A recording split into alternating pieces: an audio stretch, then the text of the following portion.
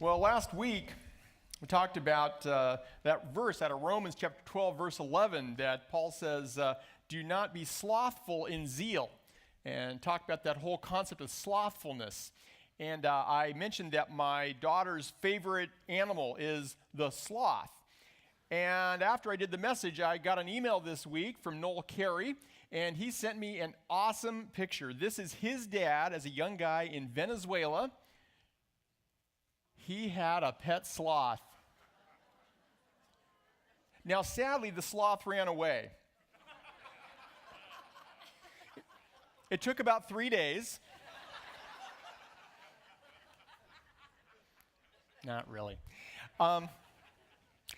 Speaking of not being slothful, Boost, as you know, we did kind of our dedication here a couple weeks ago, and we have got students who are going to be showing up. And so be praying for those tutors as they are starting to meet with students and read with them and just love on them, that God will be in that. And thank you again for all of you who have supported this, both in terms of your giving as well as in volunteering to help minister to these kids. We're just really excited to see this happening. Also, speaking of not being slothful, this last week, Norma Reagett has been the next person to claim her prize for having completed memorizing Romans chapter 12. So good job, Norma. Well, today we're going to take a look at our next section in Romans chapter 12. We've been working through this series that I've called Holy Tweets at Romans 12. And this is verse 12 that says, "Rejoice in hope, be patient in tribulation, be constant in prayer." You know, I think that these first two sentences are kind of an odd pairing. To put rejoice in hope and be patient in tribulation right next to each other. I'm not sure that Paul would have made it as far as being on the cheer squad. Rejoicing I get. Rejoice goes well with pom-poms. We're all excited about the good stuff. But then to make the very next sentence all about tribulation seems to be a little bit at odds. It's kind of a party killer there, isn't it? If I were Paul, if I was going to write this and try and spin it better, I mean, we got to talk about both, but maybe I would have put them a couple chapters apart and just not put them right together. And yet, Paul puts both of these things about hope and tribulation right together. But you see, Paul is an honest man, and he knows something that is true about life. There is hope, but life is also full of trials. And real faith brings real hope when life has really tough times. I think we need to think more about what we mean when we talk about hope, because hope gets a few different meanings attached to it.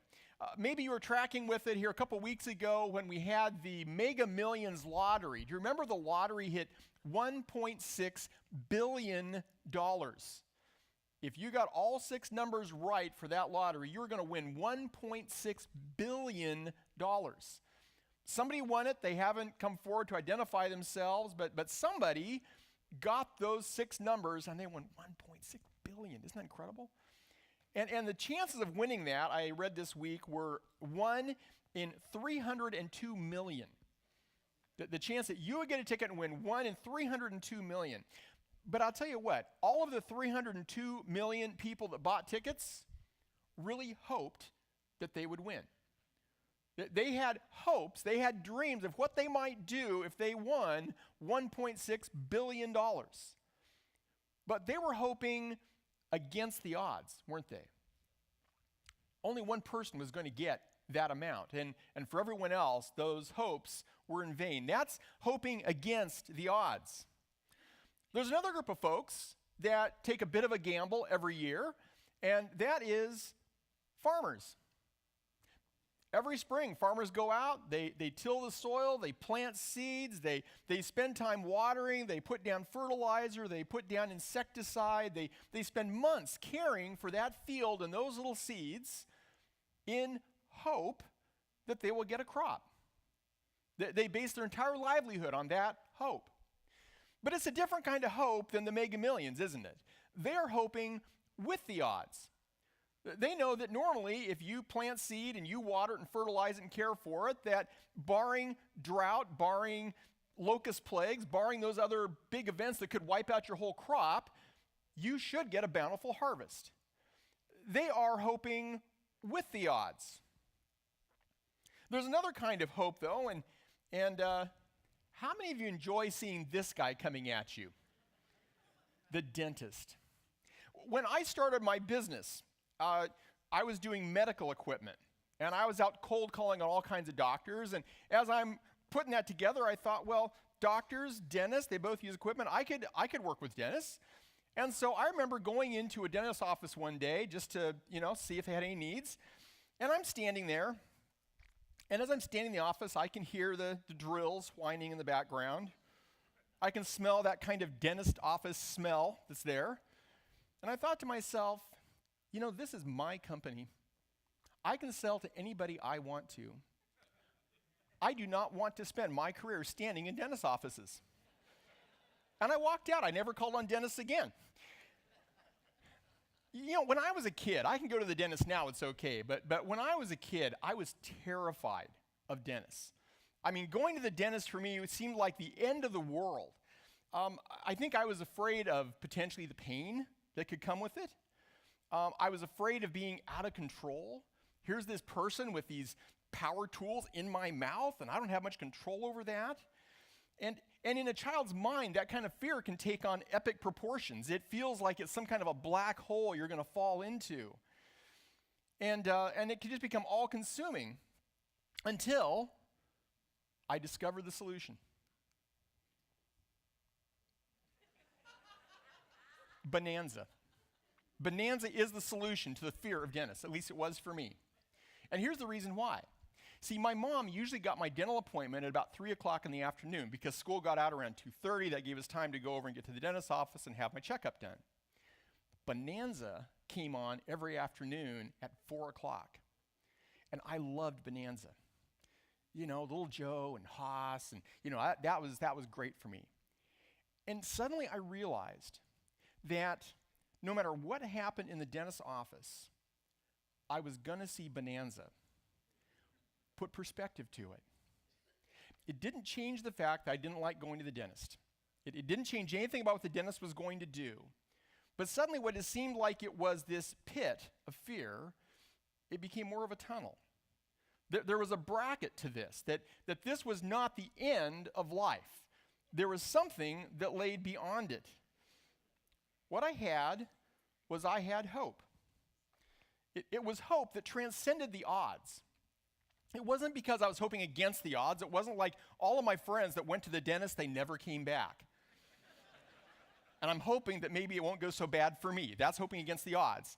It wasn't even hoping with the odds. It wasn't like most of my friends came back, but every now and then one didn't show up, No, what this was, it went beyond the odds. And it said, I know that no matter what happens in that next hour, Bonanza is on the other side. I think that's the kind of hope that Paul's talking about. He says our hope is not a hope against the odds when we talk about heaven. It's not like, I really don't think anybody is going to make it. We've all sinned and fallen short, and maybe I'll be the one lucky one that God lets into his heaven. It's not even a hope with the odds. I met a man in Ukraine that we were talking. His wife was going through cancer. He actually been part of the mob, but he was working really hard to do good stuff. He was giving gifts to the Russian Orthodox Church and trying to care for the poor. And he said his reason was that he hoped that it would help get his wife and him into heaven. Because he believed if he did enough good stuff, that would improve his odds of being accepted. But that's not the basis that we hope on. We hope on the basis of God's grace. That coming to Christ in faith, we have been forgiven and we have been assured of a hope in heaven. And that's what Paul is saying, that we should rejoice in a hope. Not a hope against the odds, not a hope with the odds, but a hope that transcends the odds. Here's what Jesus said to his disciples. Let not your hearts be troubled. Believe in God, believe also in me. In my Father's house are many rooms. If it were not so, would I have told you that I go to prepare a place for you?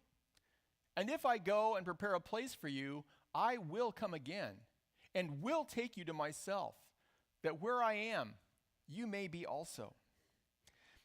The guys that Jesus said that to were not perfect, were they? This is just before the experience of the Garden of Gethsemane when the soldiers come and arrest Jesus, which is just before they take him to that kangaroo court and just before he goes to the cross. Now, the disciples don't know any of that, but the group of men that he's saying, I will come and I will take you to be with me, are a group of guys who in just a few hours are going to turn tail and run at his time of greatest need. And he said to his followers, you are secure in me. I prepared a place for you, and I will take you there. You know, I think Jesus would endorse my bonanza principle. If you think about the context in which Jesus spoke these words, he knew that the next thing that was coming for him was going to be the cross. Not only that, he knew that hard times lay just ahead for his followers too. John chapter 16, Jesus says, I've said all these things to you to keep you from falling away. In other words, you're about to go through something that if I didn't encourage you, give you some hope, you would walk away. They will put you out of the synagogues. Indeed, the hour is coming when whoever kills you would think he's offering service to God. Gentlemen, bad things are about to happen. But don't let your hearts be troubled. Hebrews chapter 12. Let us run with endurance the race that is set before us, looking to Jesus, the founder and perfecter of our faith, who for the joy that was set before him endured the cross, despising the shame, and is seated at the right hand of the throne of God. What did the cross embody? The cross embodied defeat, rejection, desertion, fear, shame, anguish, mentally and physically, and ultimately death. And yet it says that Jesus had hope even in the midst of the cross. Why? Because there was a joy that was set before him. And because the joy set before him, it said he endured the cross. He went through that dark valley because he knew what was on the other side. He knew there was more. Bonanza was waiting. Then Paul says, be patient in tribulation. Hope assures us that bonanza awaits. That's great, but there still is tribulation. The things that squeeze us and stress us, the persistent things that keep putting the pressure on, it's chronic pain. It's chronic illness. A number of you are dealing with cognitive issues. You're watching it in a spouse or a parent or in your own life. And it's not going to get better. The pressure, the loss continues. There's relational stress in families. People we love that we've been alienated from. There's job stress. We go in every day and we have that impossible boss, or we have that difficult colleague, or we have the customer that is making demands or threatening the lawsuit, and it's just always there. And what we face isn't just a slap in the face, it is a gauntlet that seems to greet us every morning. Every day, we have to face the tribulation. This last week, our elder council was meeting, and Rich Sill shared a devotional with everyone before we got started. And I don't know who wrote this, but I thought the point was just really on target. The writer said that we look with admiration on others who have had great patience in tribulation. You know those people that you see the way they have followed Christ even in difficult times, and you say, wow, that's an amazing faith. That's an amazing heart that person has.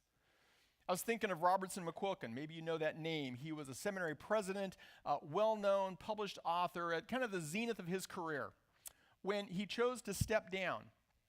And the reason he chose to step away from it all was because his wife, Muriel, had been diagnosed with rapidly advancing Alzheimer's. And he said, she has always been there to support me and stand behind me in my career. I am going to go and love her. And everyone that I read that commented on that just was in awe of the love and the tenderness and the devotion that this man had to care for his failing wife in her time of need at great cost to himself. We all admire people who show that kind of patience, that kind of grace in tribulation. But here's the weird thing. When tribulation comes to us in our life, what is usually our first response to it? For a lot of it is, okay, God, so what did I do wrong? Why do you hate me? Please take it away. We don't see it as a noble thing that's happening in our lives. And yet Paul says we will have tribulation. That's nothing new.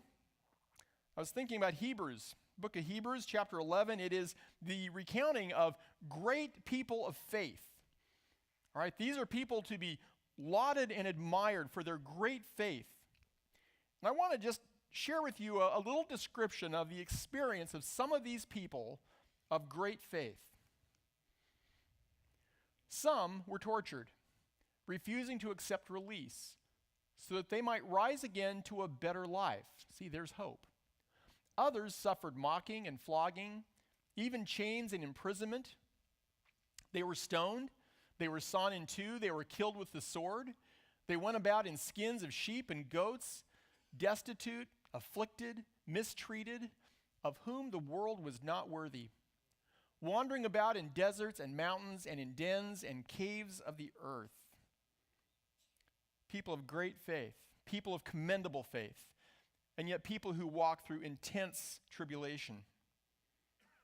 1 Peter chapter 4, verses 12 and 13, Peter says, "Dear friends, do not be surprised at the fiery ordeal that has come on you to test you, as though something strange were happening to you. But rejoice, inasmuch as you participate in the sufferings of Christ, so that you may be overjoyed when his glory is revealed." Eugene Peterson, in his paraphrase, The Message, I like how he phrased this. He says, "Friends, when life gets really difficult, don't jump to the conclusion that God isn't on the job. Instead, be glad that you are in the very thick of what Christ experienced. This is a spiritual refining process with glory just around the corner." Future hope doesn't eliminate present hardship. It may help knowing that it is a tunnel and not a dead end, but we still have to go through the tunnel. And so how do we do that? How do we get through the tunnel? You know, most of us, when we're faced with hardship, we want to do a few things. One thing we'd like to do is we would like to somehow escape it and just run away. We have a friend who she was in labor, and as things were getting pretty intense, she announced to everyone in the room. She sat up and she said, "I'm done now. I need to leave." The Greek word behind patience means staying behind when others have departed. She reached a point in her trial, she said, "Okay, that's all. I'm done now. I need to depart." Patience says that we are called to stay behind when others have departed. But my other inclination when I am going through a time of tribulation, if I can't just walk away from it, is I want to figure out a way to beat it. And I want to fix the problem. I'm going to strategize, and I'm going to manipulate, and I'm going to do whatever it takes to overcome and control this trial. And there's nothing wrong with looking for a solution. All right? What we're being called to is not some kind of fatalistic resignation to the hardship of life. We should look and say, "Lord, is there an answer here? Is there a solution?" But sometimes that desire to fix something becomes an obsession. And not all tribulations can be fixed. Some trials simply have to be walked through. Well, if I can't run away from it, and if I can't beat it or control it, then I've also got a temptation to just numb it. And that can get me into trouble. A glass of wine turns into a bottle. A painkiller to be taken as needed becomes a need all the time. That extra scoop of ice cream, a little bit of comfort food, turns into a weight problem. Paul suggests that sometimes the way through tribulation is simply to walk slowly forward, to be patient. Sometimes that means simply standing where you are and holding your ground. I thought of this in terms of fishing. If you ever fished much, you probably have had your line snarl at some point. Few things more disappointing than casting that perfect spot on the river and having your line snarl. And it'll make you mad, and your first inclination is just pull out your knife, just cut the whole thing off, throw the lure away, and be done with it. Or you just grab it and start pulling like crazy, trying to get it undone, and you just make it worse. And the way you have to deal with the snarl in your line is you have to go slow. You got to pick one strand and work on it. You got to pick another one and work on it. And it's a matter of patience. And that's true of life oftentimes, isn't it? We hit those big trials, and there is no quick fix. And we can't run away, and we can't solve the problem. And we know that it's not an answer to just try and numb it and pretend it isn't there. And what we're called to do is to patiently do the small thing that we need to do today. Knowing that that doesn't fix everything, it doesn't make it all go away, but it's the little thing that I needed to do today. And I do the little thing that I need to do tomorrow. And I learn what it means to move through the trial with patience. Patience filled with hope. Because I know at the end of the trial, whether the trial is short or long, ultimately at the end, there is bonanza. A couple weeks ago, I shared with you about Ernest Shackleton's failed quest to cross the Antarctic. And of course, it's an amazing story of this ship being stranded in the ice and his entire crew surviving that experience, months and months and months that they were lost in the seas of the Antarctic on the ice. And sometime later, I shared about a guy named Henry Worsley, who a distant relative actually, was the captain of the ship for Shackleton. Worsley himself was quite the adventurer, and his final trek was to attempt a solo trek across the Antarctic. He almost made it. He came within 30 miles of completing it, but he became so sick that he had to call it off, and sadly he succumbed to his sickness and died. Well, next Sunday, November 18th, a friend of his, a guy named Lewis Rudd, is going to be starting his own solo trek across the Antarctic, hoping to make a 1,000-mile solo journey that he plans to be done by the end of January. I was reading his blog this week, and I spotted something interesting. Here's what he said. I will place everything that I know and love, everything that I hold close to me at the finish line. Then I'll tell myself the only way you're getting any of that back is to complete the journey. Everything you love is there in a package on the other side of the continent. You see what he's done? He's given himself a point of hope. So this journey across the ice is not the end of me. What I love most is at the finish line. Paul says, rejoice in hope. Sometimes we are called to walk through times that feel like that solo journey across the ice, but bonanza's on the other side. And how do you get across the Antarctic? One step at a time. There isn't an express train to get you there. It's patience. It's one step at a time. And the other thing that struck me was a comment he made. He said, I'm trying to view it that I'm not on my own. Now, in his case, he's talking about the fact a lot of people are rooting for him. But it made me think of the third thing that Paul talks about. He says, rejoice in hope, be patient in tribulation. And then he says, be constant in prayer. See, prayer is the reminder that we are not alone in the trek. God is there. God is with us. And sometimes God miraculously delivers. And we love that when God steps in and just makes the situation go away. But other times, God's plan for us, his allowance for us, is that we walk through that long, barren place.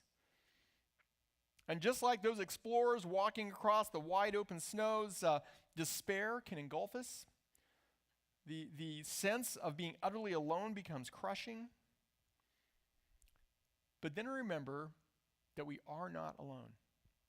Prayer becomes the communication link to the one who is waiting for us at the end, the one who can give us the grace and the patience to take that next step.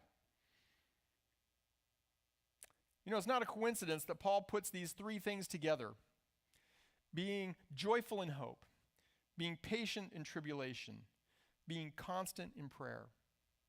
Hope shows us a way through. Patience sets the pace for the journey. And prayer becomes our lifeline. I was looking at a passage a little bit earlier in the book of Romans, and I saw all three of these themes coming together again in Paul's writing. Romans chapter 8 talks about hope, about patience, and I want you to note something very interesting when we get to it about prayer and who's doing the praying. Paul says, we ourselves who have the first fruits of the Spirit groan inwardly as we wait eagerly for adoption as sons. It's hard here and now sometimes. He says we groan. But we're waiting eagerly. There's hope for our adoption, the redemption of our bodies. For in this hope we were saved. Now hope that is seen is not hope. For who hopes for what he sees? But if we hope for what we do not see, we wait for it with patience. Here comes prayer. Likewise, the Spirit helps us in our weakness, for we do not know what to pray for as we ought, but the Spirit himself intercedes for us with groanings too deep for words. Isn't that interesting?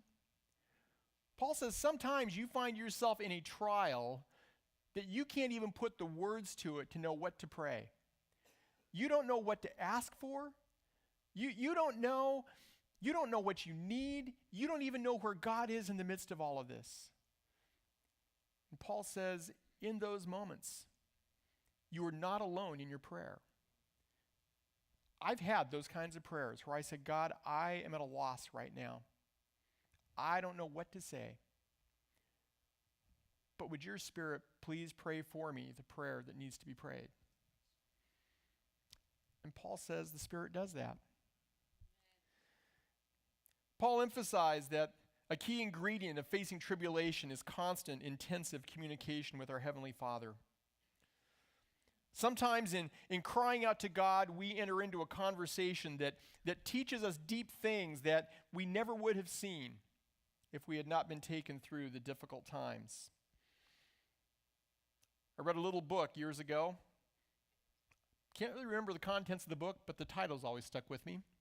It said, "Don't waste your sorrows." Well, some of the most profound people I've known are people that God has taken through deep trials.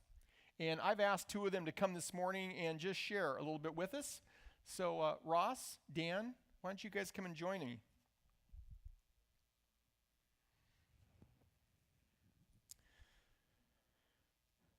So we have Ross Hamilton and Dan Breithaupt. Both of them are members of our elder council. Although we gave Ross a year of sabbatical.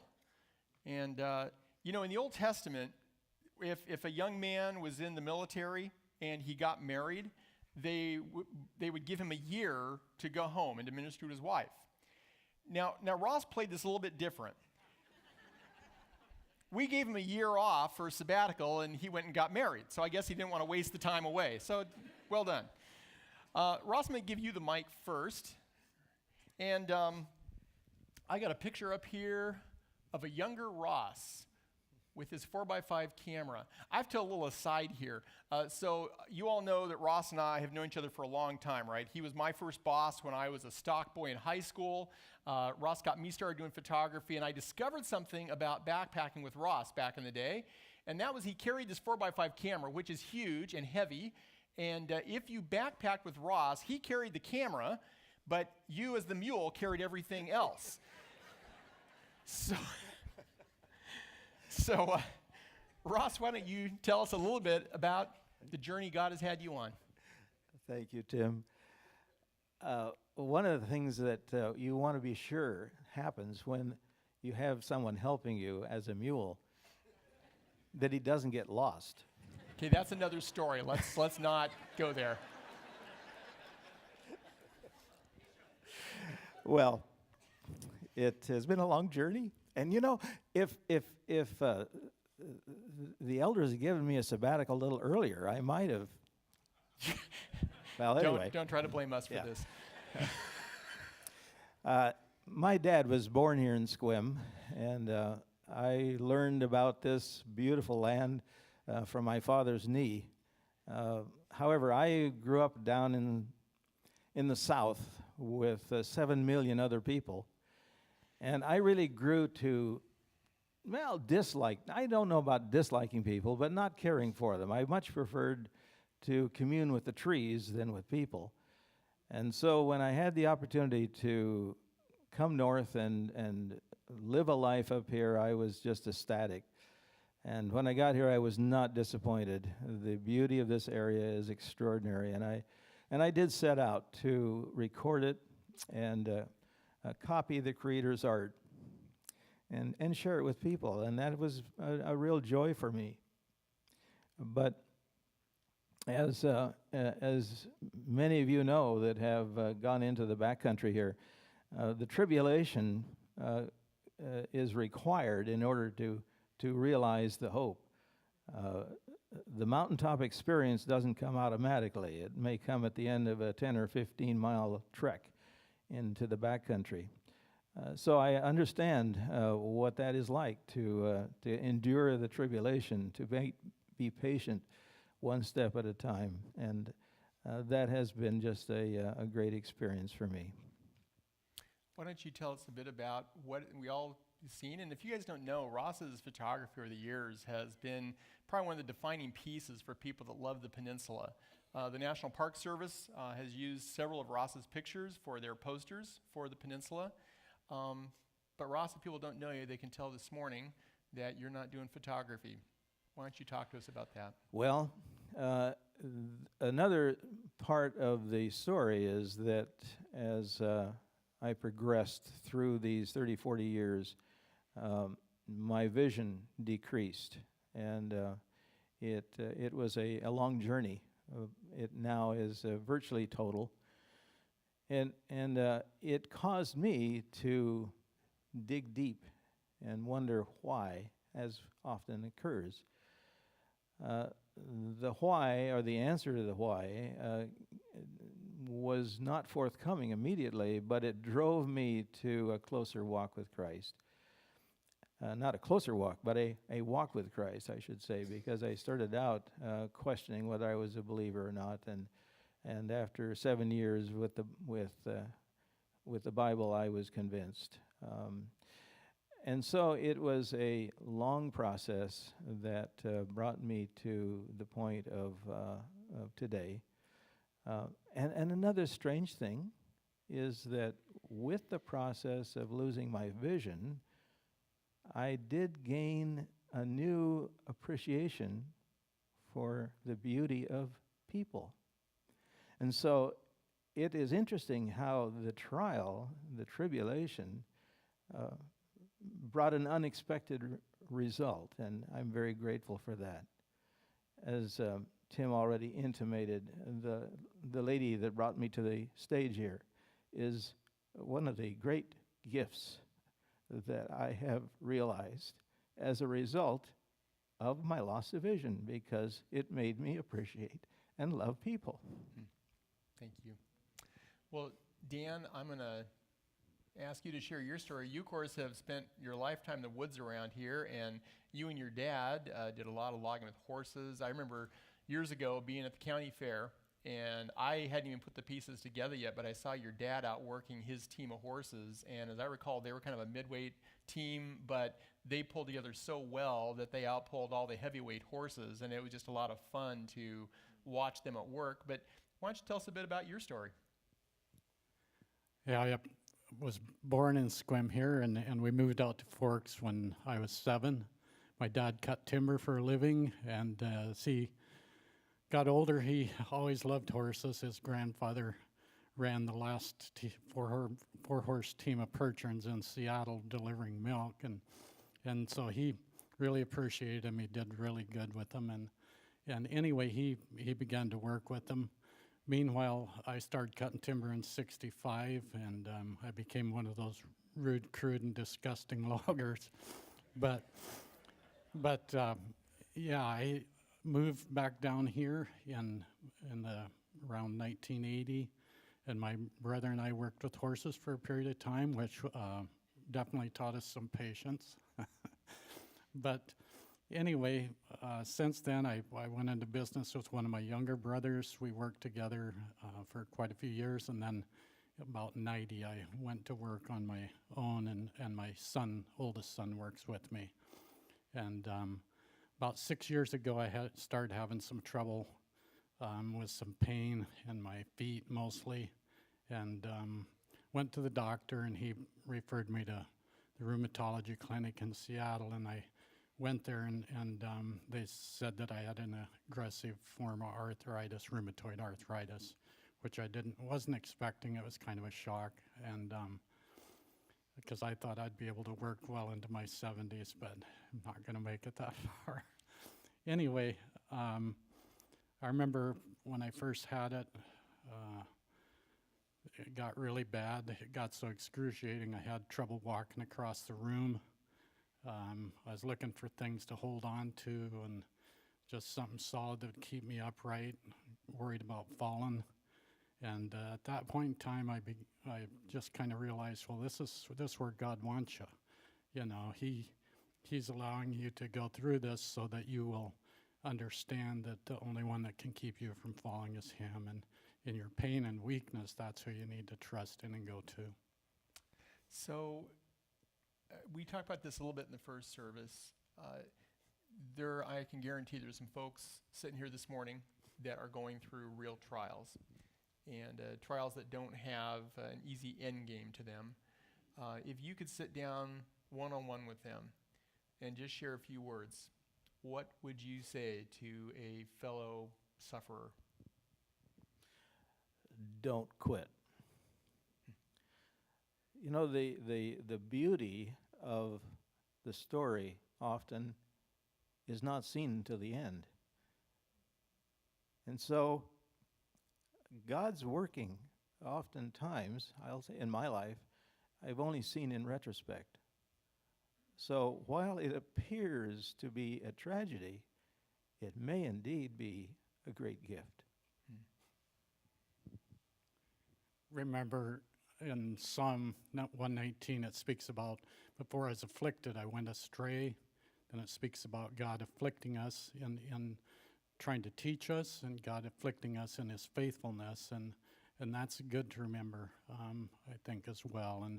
And to persevere in prayer. For me, when I really get in pain, to sing probably is the best thing that can help me. That seems to help me forget the pain or be able to deal with it.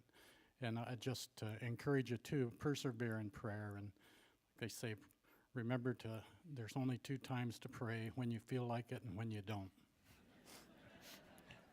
That's great. Well, I'm going to wrap up this service the same way we did the first service, and I would like to ask both of you to pray for people that are in that place right now, for hope, for patience, for prayer. And so, Dan? Lord, I just thank you that you are a sovereign God. Father, you take us on journeys that we'd rather not go on, but Lord, we know that your ways aren't our ways, your ways are perfect. Lord, help us to learn to trust that. And Lord, I would just encourage those out here that struggle, many far beyond what I experienced, Lord, but just pray that they would learn to remember that you are with them in the storm. We look at Job's life, and it says that God spoke to him. God answered him out of the storm. Lord, you're there. You're there to encourage, to help, to support us and to help us when we may fall. Lord, we just thank you. You are a faithful God. And Lord, I pray that we would just learn to persevere in prayer.